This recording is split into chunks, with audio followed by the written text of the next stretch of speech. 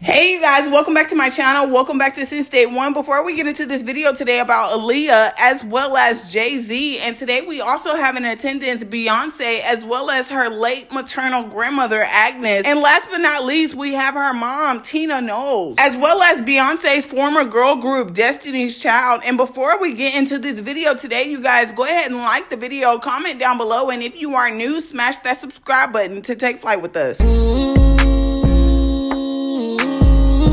Fake love, I don't need it, you can keep it, that's a fact. I had to make up my mind.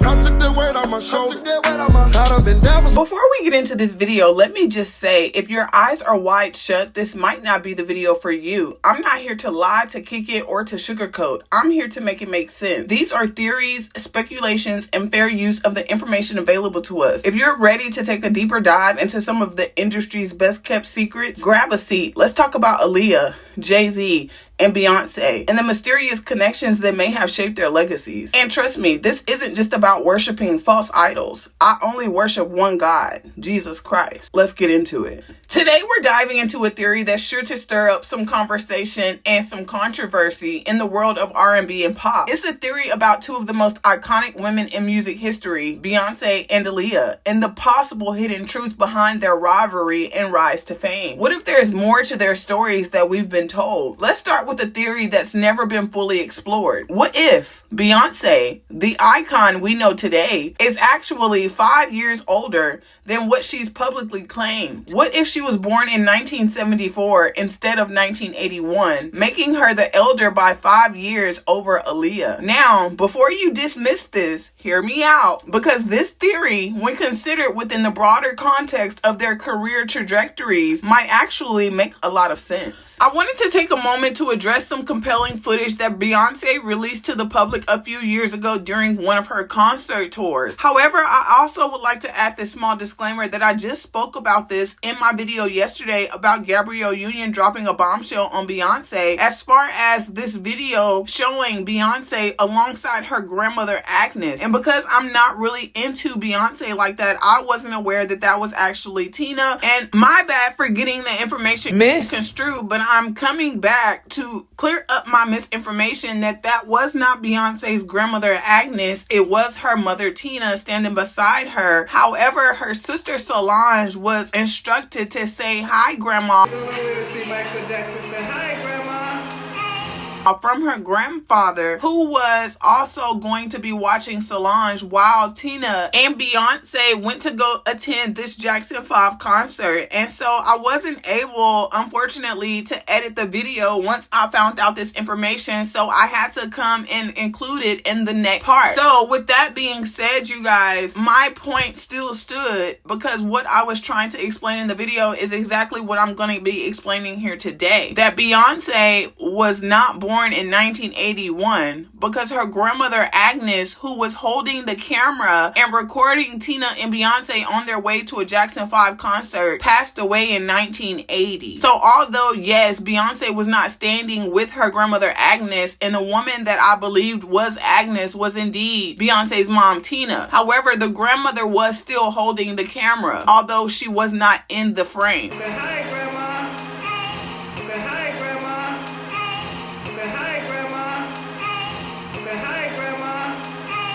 And that still goes to show that what the fans and the supporters who were concerned about Beyonce lying about her age and where the disconnect was for them, because a lot of people tried to squash the rumors that Beyonce was lying about her age when she showcased this video, and fans put two and two together and realized, hey, the same grandmother that's recording her mother Tina and Beyonce going to this Jackson 5 concert passed away in 1980. Beyonce was born in 1981. So this is not technically my theory. This is something that people have been saying for a very long time, but seeing as I'm not a stan of Beyonce and I don't really care for her as much as her truest fans do, then the age discrepancy with me is more so about cracking the case open, and this feeling as if it is a thread that I can pull on to possibly unravel all of the other lies that have been constructed as far as the image that Beyonce wants to portray to the public. And back in 2019 and 2020 when I was covering Surviving R. Kelly, I questioned everybody. I didn't just look at R. Kelly because sometimes it's not just the artist, but the people around them who are enabling them. The Jackson 5 concert was an iconic event in music history, but here's where things get a little murky. So moving forward, now that we have established that Beyonce was not standing next to her grandmother Agnes, but was standing next to her mother Tina, and her grandmother Agnes, who tragically passed away in 1980, is seen recording the family as they prepare to attend the concert. But here's where the timeline doesn't add up. If you look closely at the video, Beyonce is clearly at least 4 to 6 years old at the time that it was filmed. This means the footage was likely taken around 1979 or 1980, which would make sense given the context of the Jackson 5 concert. But here's the problem. If Beyonce was indeed born in 1981, as she has claimed in public records, then there's no way that she could have been that age in this video. Because if Agnes was holding the camera recording Beyonce and her mom Tina, and Mrs. Agnes passed away in July of 1980, and Beyonce was allegedly born in September of 1981, there would be no way that Beyonce would even be alive when her grandmother was alive in 1979 or 1980. And I'm gonna keep saying it until y'all get it, because I didn't get it at first, but when I thought about it, I was like, oh, you so right. So this footage presents a huge contradiction to the narrative Beyonce has presented about her birth year. If we follow the logic, it would mean that Beyonce could have been born in 1974 and not 1981, because if she was about 4 to 6 years old in 1979 or 1980, then she would have had to have been born in the mid-1970s to align with this timeline. Now, it's important to note that Beyonce's grandmother Agnes passed away in 1980, and this video showing a much younger Beyonce with her point to an era that fits better with the 1974 birth year than the 1981 birth year. Say hi, Grandma.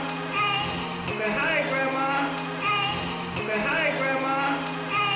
And y'all have to remember that we listen and we don't judge, and I will gladly hold y'all's hand through this. Grab my hand and come on. So why would Beyonce attempt to manipulate the public into believing the video was altered or fake after she was the one who showcased it at her concert and she was the one who shared the video with us initially? The answer could lie in her need to maintain the narrative that supports her public image. If people knew that she was older than she claimed, it could raise questions about her career trajectory and her rise in the music industry and her status in comparison to other artists such as Aaliyah. And y'all, I just want to apologize about my voice. I just don't know what's going on today. Like, I just feel like my mouth has so much I'm so sorry. I don't know, y'all. The tea just be so juicy to me. My mouth be salivating. But yeah, if the people knew that Beyonce was older than she claimed, that it could raise questions about her career trajectory and her rise in the music industry and her status in comparison to other artists like Aaliyah. It's plausible to theorize that Beyonce and her team saw Aaliyah as a direct competitor. Aaliyah's music was sophisticated, her image was flawless, and she had the backing of major industry players. Beyonce, on the other hand, was navigating group dynamics and the pressure to stand out. The need to differentiate herself could have driven decisions like adjusting her age to appear as the fresher, younger talent, thereby appealing to Aaliyah's audience. By presenting a public persona of being younger than she is, Beyonce has been able to position herself as a part of a new generation of artists. But if she was born in 1974, as the video suggests, then she would have been competing directly with Aaliyah, who was seen as the princess of R&B in the late 90s. It's interesting to think about how a 5 or 6 year age difference could have affected their rivalry, especially when we factor in the industry's tendency to push younger artists to the forefront. Aaliyah's tragic passing in 2001 opened a significant space in the R&B world that Beyonce quickly seized. But if they were indeed closer in age, it would add a whole new layer of complexity to their relationship and competition. So this footage with Beyonce and her mother Tina with her grandmother Agnes recording isn't just a nostalgic moment for Beyonce and her family. It's evidence that challenges the narrative she has tried to set about her age, and it makes us question why she would go to such lengths to alter the public's perception of when she was born. The truth, as we're seeing, might be much more complicated than we've been led to believe. And in this case, it's not just about age, it's about how an artist's image is carefully constructed to protect a legacy. Aaliyah's rise to fame was not just luck, it was strategic. From a young age, Aaliyah Aaliyah had key industry connections that many artists could only dream of. She was introduced to the industry by her uncle Barry Hankerson, who had ties to major players like R. Kelly. Aaliyah was only 12 when she started working on her debut album with R. Kelly, and that album, Age Ain't Nothing But a Number, became a huge success. She was an undeniable force in the music industry, beautiful, talented, and heavily mentored by Gladys Knight, who helped hone her stage presence. Aaliyah was labeled the Princess of R&B at a time when that title meant everything in terms of success and marketability. With the mentorship of Gladys Knight, her aunt by marriage, Aaliyah had a polished stage presence even as a teenager.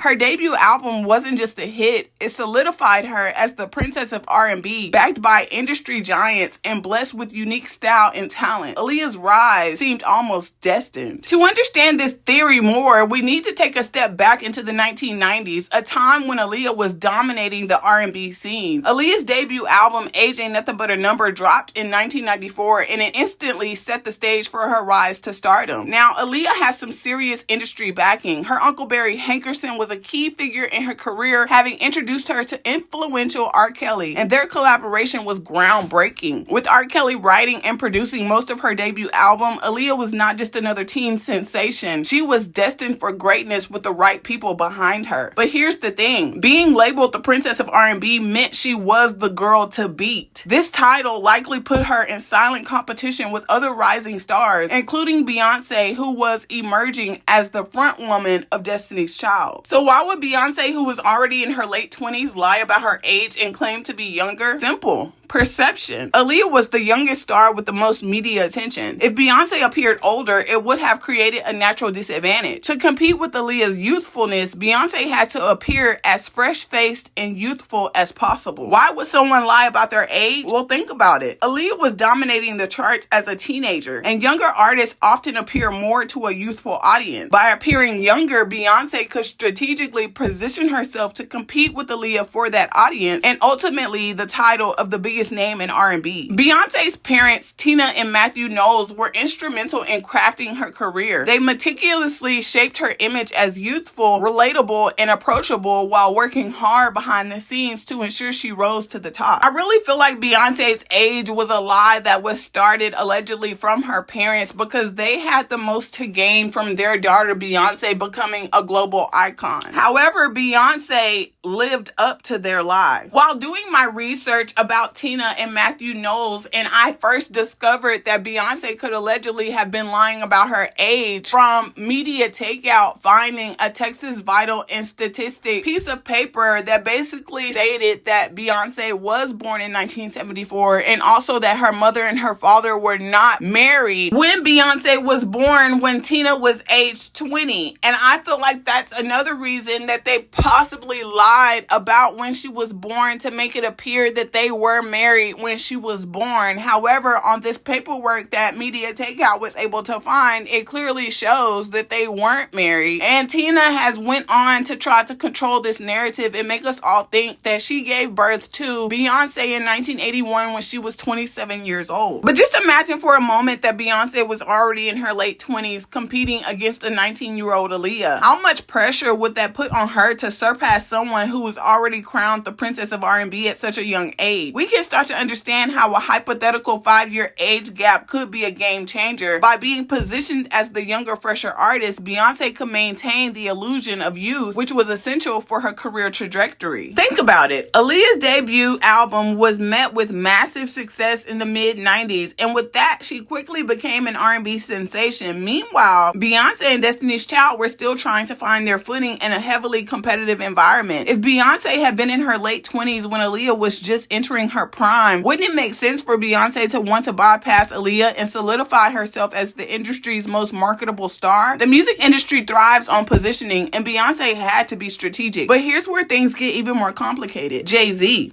I'm a hustler, baby. I just want you to know it ain't where I've been, but where I'm about to go. Jay-Z's rumored involvement with Aaliyah was one of the hottest topics of the late 90s. Sources claim that Jay-Z had romantic feelings for Aaliyah, but she turned him down in favor of dating Dame Dash. Some believe that Jay-Z's rejection played a significant role in how Aaliyah's career trajectory evolved. Was there any animosity? Did Jay-Z feel slighted? And how does this tie into her untimely death? There's no secret that Jay-Z and Aaliyah were rumored to have had a romantic connection before Aaliyah began dating Dame Dash. But here's where it gets messy. Allegedly, Jay-Z had strong feelings for Aaliyah, and some people believe those feelings played a role in shaping not only his future moves, but also Aaliyah's tragic demise. Fans have speculated that Jay-Z and his team wanted to use Aaliyah's star power to boost the Best of Both Worlds tour, a collaboration between Jay-Z and R. Kelly. However, Aaliyah rejected the idea of being romantically linked to Jay-Z, especially after her controversy with R. Kelly. Some theories go as far as suggesting that Aaliyah's rejection of Jay-Z's advances led to tension behind the scenes. Was Jay-Z's camp upset that Aaliyah wouldn't play along with their narrative? And how does that tie into the theories surrounding her tragic plane crash? These are questions worth exploring. Many believe that Aaliyah's tragic plane crash in 2001, which ended her promising career, was somehow connected to forces within the industry. And we can't ignore the possibility that Jay-Z, after years of alleged tension with Aaliyah, may have had a hand in orchestrating events that led to Aaliyah's demise. I wasn't there, I ain't have nothing to do with that.